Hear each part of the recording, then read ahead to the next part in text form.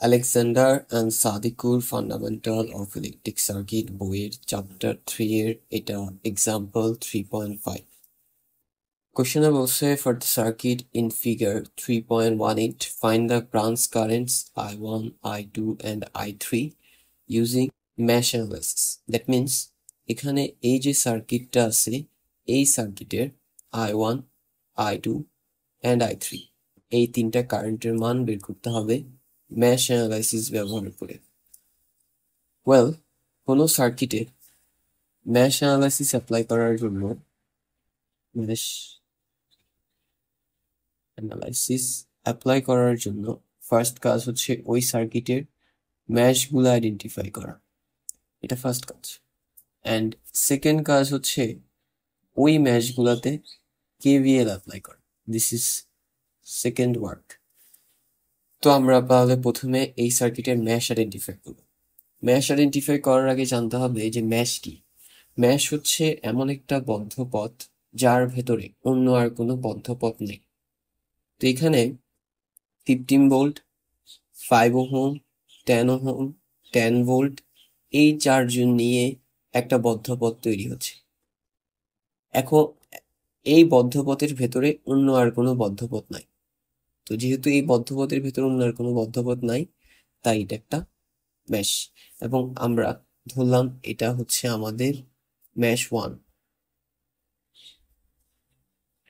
তারপর 10 volt, 10 ohm, 6 ohm, 4 ohm এই চারজন নিয়ে এখানে 6 ওহম, 4 ওহম এই চারজন নিয়ে একটা বদ্ধ পথ তৈরি হচ্ছে এবং এদের ভেতরেও অন্য আর কোনো বদ্ধ পথ নাই।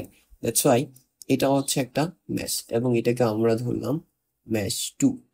এখন এই যে দুইটা ম্যাশ পাইলাম, এখানে কিন্তু আর কোনো ম্যাশ নেই। এই যে দুইটা ম্যাশ আমরা পাইলাম এগুলাতে আমাদেরকে কারেন্টের ডিরেকশন ধরতে হয়। এখন ধরতে হয় তখনই যখন কারেন্টের ডিরেকশন দেয়া না থাকে। বাট আমরা যদি খেয়াল করি তাহলে দেখব ম্যাশ 1 একটা ক্লকওয়াইজ কারেন্টের ডিরেকশন দেয়া আছে এবং যার নাম হচ্ছে স্মল লেটারের IA। আর ম্যাশ 2তেও একটা ক্লকওয়াইজ কারেন্টের ডিরেকশন দেয়া আছে যার নাম স্মল লেটারের I2। ঠিক আছে। সো যদি দেয়া না থাকতো এরকম কারেন্ট ধরে নিতে হতো ম্যাশে, কিন্তু এখানে তো দেয়া আছে, so আমাদের ধরা লাগবে না। সো নাও আমরা ফার্স্ট যেটা করব, তাহলে ফার্স্ট কাজ হয়ে গেছে, ম্যাশ বের করে ফেলছি। এবার সেকেন্ড কাজ কেভিএল অ্যাপ্লাই করব। প্রথমে 1 নাম্বার ম্যাশে কেভিএল অ্যাপ্লাই, তাহলে লিখবো applying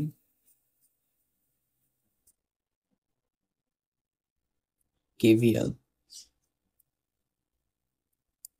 in mesh 1। And KVL এর যে সূত্রটা আমরা জানি, কেভিএল এর সূত্রটা হচ্ছে sum of every voltage drop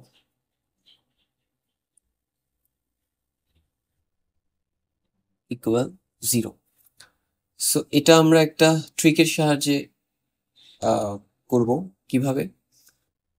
আমি ফার্স্ট দেখবো আমার যে এই 1 নাম্বার ম্যাচটা আছে এটার মধ্যে রেজিস্টর আছে কয়টা। দেখা যাচ্ছে দুইটা, একটা হচ্ছে 5 ওহম আর একটা হচ্ছে 10 ওহম, এবং এদেরকে যোগ করলে কত হবে 15। অ্যান্ড এই 15 ওহম দিয়ে প্রবাহিত কারেন্ট কি I1। তাহলে রেজিস্ট্যান্স হচ্ছে 15, প্রবাহিত কারেন্ট I1, তাহলে ভোল্টেজ কি হবে? ভোল্টেজ সমান জানি কারেন্ট ইন্টু রেজিস্ট্যান্স, তাহলে কারেন্ট I1, রেজিস্ট্যান্স 15, তাহলে ভোল্টেজ হবে 15I1।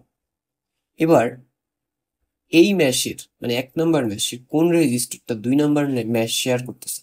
দেখাচ্ছে 10 ওহমকে 2 নাম্বার ম্যাশ শেয়ার করতেছে। তো যেহেতু 2 নাম্বার ম্যাশ শেয়ার করতেছে, তাই এটার ভোল্টেজটাকে আমরা মাইনাস করব। যেই রেজিস্টরটা শেয়ার করবে পাশের ম্যাশ সেটার ভোল্টেজকে আমরা মাইনাস করব। তো রেজিস্ট্যান্স তো হচ্ছে 10 ওহম আর এটা দিয়ে পাশের ম্যাশের প্রবাহিত কারেন্ট I2, তাহলে ভোল্টেজ কি হবে 10I2। এবং আমরা কি বলছি এটাকে মাইনাস করব, সো মাইনাস। তারপরে এরপরে আমাদের এই যে লুপটা এটা কোন দিক থেকে আসে? এদিক থেকে এভাবে করে আসে। এভাবে করে আসলে 10 ভোল্টের কোন প্রান্তটাকে প্রথমে পাই? প্লাস, তাহলে আমরা লিখব +10। দেন লুপ এভাবে করে এসে 15 ভোল্টের কোন প্রান্তটাকে প্রথমে পাচ্ছে? মাইনাসকে, তাহলে আমরা নিব -15 ভোল্ট। দেওয়া লাগবে না। সো এখানে 1 নাম্বার মেশে যতগুলা ভোল্টেজ আছে সবগুলা লিখলাম। তাহলে এরপরে আমাদের সূত্র হচ্ছে sum of every voltage drop equal 0 0 শেষ। কেভিএল অ্যাপ্লাই হয়ে গেছে। এবার এটাকে একটু ক্যালকুলেট করব। 15 I1 minus 10 I2 প্লাস 10 আর মাইনাস 15 ক্যালকুলেট করলে -5 ইকুয়াল 0। 15 I1 minus 10 I2, 5 এই পাশ থেকে ওপাশে গেলে প্লাস হয়ে যাবে, and this is our equation 1. Okay, and then এবার আমরা ম্যাশ 2 তে কেভিএল অ্যাপ্লাই করবো। তাহলে আমরা লিখবো অ্যাপ্লাইং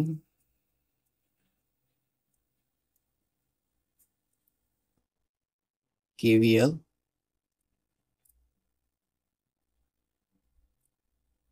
in mesh 2. তো again সেম সূত্র, তাহলে sum of every voltage drop equal 0.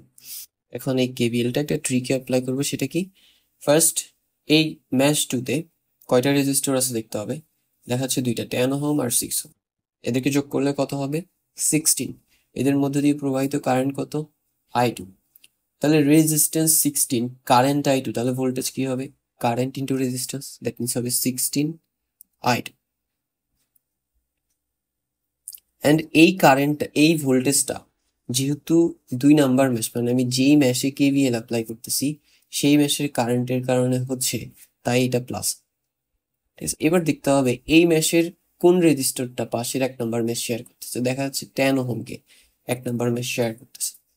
তাহলে এই 10 ওহম দিয়ে 1 নাম্বার ম্যাশের কারেন্ট প্রবাহের কারণে যেই ভোল্টেজ, সেটাকে আমরা মাইনাস করব। তাহলে রেজিস্ট্যান্স 10, প্রবাহিত কারেন্ট I1, তাহলে ভোল্টেজ কত হবে, 10 I1। এটাকে কি করবো, মাইনাস, সো মাইনাস দিলাম। ও না, এখানে তো একটা ভুল হয়ে গেল। আমাদের এখানে তো রেজিস্ট্যান্স আসলে 10, 6 আর 4, তিনটা, তাই না? তাহলে এটা আসলে 16 না, এটা হবে 20।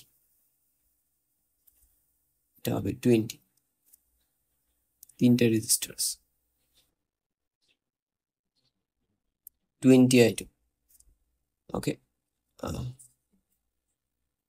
এরপরে আমাদের যে I2 লুপটা, সেটা দিক থেকে এভাবে আসে। এভাবে আসলে 10 ভোল্টের কোন প্রান্তকে প্রথমে পাই, -কে, তাহলে আমরা লিখবো -10। সো এবার sum of every voltage drop equal 0। Now এই যে 10 আছে, এটাকে সমান চিহ্নের উপাশে পাঠাও।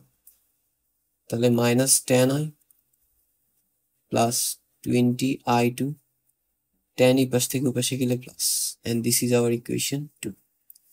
নাও আমরা ইকুয়েশন 1 and ইকুয়েশন 2 এই দুটাকে সলভ করব। তাহলে সলভিং ইকুয়েশন 1 and 2 সলভ করলে আমরা মূলত I1 and I2 এই দুটা মান পাবো। তাহলে I1 equal I2 equal, calculator দিয়ে সলভ করবো, মোড অপশনে যাব, ইকুয়েশন সলভিং ফাংশন 5, আমাদের চলক দুইটা, সো 1 নাম্বারটা নিতে হবে। ওকে, এবার একটা একটা করে আমরা ইকুয়েশন বসাবো। প্রথমে 1 নাম্বার ইকুয়েশন বসাই, আমরা সহগ বসাবো। এটা সহগ 15, এটার -10, এটার +5। তাহলে 15 -10 +5, সো 15 ইকুয়াল -10 ইকুয়াল 5 ইকুয়াল। এবার সেকেন্ড ইকুয়েশন, সেটার সহগগুলা -10 20 10, so -10 equal 20 equal 10 equal. Again equal press করবো, x এর মান পাবো। x মানে হচ্ছে I1, যার মান 1, আর এটা যেহেতু কারেন্ট, একক হবে অ্যাম্পিয়ার, তাহলে I1 এর মান 1 অ্যাম্পিয়ার। এরপর এগেন ইকুয়াল প্রেস করবো, তাহলে y এর মান পাবো, y এর মানও 1 অ্যাম্পিয়ার, y মানে I2। নাও আমরা এই যে I1 and I2 পেলাম, এগুলো হচ্ছে small I1 and small I2। কিন্তু আমাদেরকে কোশ্চেনে যে I1 I2 I3 বের করতে বলছিল সেগুলো হচ্ছে capital letter I1 capital letter I2 capital letter I3, that means এগুলা বের করতে বলছে কোশ্চেন, কিন্তু আমরা ইকুয়েশন সলভ করে বের করছি এগুলো। এখন একটু যদি খেয়াল করি, আমরা প্রথমে আসি AI1 বের করব কিভাবে। AI1 বের করার জন্য প্রথমে আমরা ক্যাপিটাল লেটার আমি যদি খেয়াল করি আমার এই যে স্মল লেটারের I1 সেটা তো লুপটা এইভাবে করে আসতেছে, তাই না? মানে এভাবে করে। এখন যদি দেখি যে স্মল লেটার I1 এর ডিরেকশন আর ক্যাপিটাল লেটার I1 এর ডিরেকশন সেম এদিকে, দ্যাট মিনস দোনোটা কারেন্টের মান আসলে সেমই, একই current. So small letter I1 এর মান যা, ক্যাপিটাল লেটার I1 এর মান তাই। দ্যাট মিনস আমাদের ক্যাপিটাল লেটার I1 এর মান স্মল লেটার I1 মানের সমান, হুইচ ইজ 1 অ্যাম্পিয়ার। ঠিক আছে, এবার আসি ক্যাপিটাল লেটার I2। সো এবার যদি খেয়াল করি স্মল লেটার I2 যেটা লুপটা এভাবে করে আসতেছে, রাইট, অ্যান্ড কারেন্ট এভাবে করে ফ্লো হচ্ছে। যদি দেখি স্মল লেটার I2 এর ডিরেকশন আর ক্যাপিটাল লেটার I2 এর ডিরেকশন সেম এদিকে, that means small letter I2 আর ক্যাপিটাল লেটার I2 দুটোটার মান সেম। তাহলে স্মল লেটার I2 এর মান কত? 1 অ্যাম্পিয়ার। তাহলে ক্যাপিটাল লেটার I2 এর মান হবে 1 অ্যাম্পিয়ার। এবার হচ্ছে capital letter I3। Capital letter I3 এর মান আমরা কিভাবে বের করতে পারি? আমরা যদি একটু খেয়াল করি যে এখানে এদিক থেকে I1 আসছে, যার মান কত? যার মান আমরা পাইছি 1 অ্যাম্পিয়ার। ঠিক আছে, আর এই 1 অ্যাম্পিয়ারের মধ্যে 1 অ্যাম্পিয়ার কারেন্ট আসছে এই নোডে, আসার পরে এখান দিয়ে I2 নামের কারেন্ট যেটার মান 1 অ্যাম্পিয়ার, মানে 1 অ্যাম্পিয়ার কারেন্ট আসছে এদিক দিয়ে, সেই 1 অ্যাম্পিয়ার কারেন্ট চলে গেছে। তাহলে কি এই যে নিচের যে জায়গাটা আছে মানে I3 এই জায়গাটা দিয়ে যাওয়ার মতো কোনো কারেন্ট বাকি আছে? নাই, নাই। যা কারেন্ট আসছিল এদিক দিয়ে 1 অ্যাম্পিয়ার, তার পুরোটাই এদিক দিয়ে চলে গেছে। তাহলে I3 দিয়ে কোনো কারেন্ট প্রবাহিত হচ্ছে না, দ্যাট মিনস I3 এর মান হচ্ছে 0। তাহলে I3 এর মান 0 ampere. So these three values are our answer. I1 equal 1 ampere, I2 equal 1 ampere, I3 equal 0 ampere. So that's all for today.